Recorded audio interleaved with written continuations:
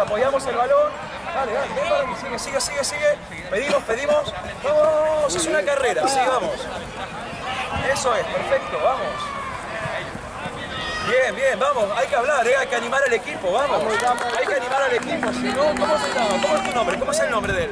Al otro lado del salvaje oeste, donde heroínas a dobles frentes asaltan el ferrocarril. El sheriff Lewis que va del barrio con sus botas de terciopelo está esperando a Cowboy Bill. Hay buen rock and roll city, buen rock and roll city. Los dos se citan en el salón, los cuervos antes de aparición. Hay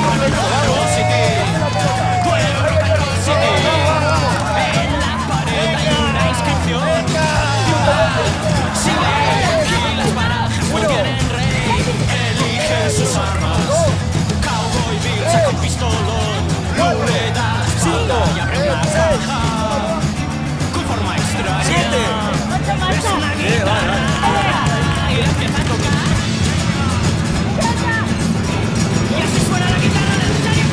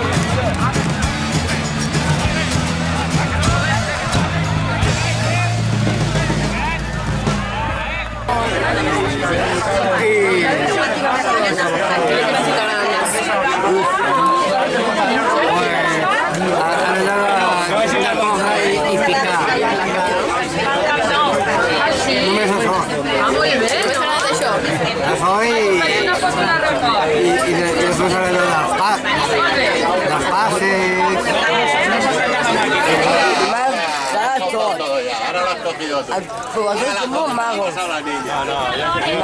Esto me parece que es alérgico. Llevo unos días y unos cuantos días. La gente se ha divertido, que era el cometido, el fin de la actividad. Y bueno, esto se abre una puerta para seguir divirtiéndonos en el día de mañana. Todo el mundo tiene derecho a hacer deporte y bueno, hoy se ha demostrado. Aquí todos hemos participado, lo hemos pasado muy bien y bien, aquí disfrutando del tercer tiempo, que es lo más importante de este deporte.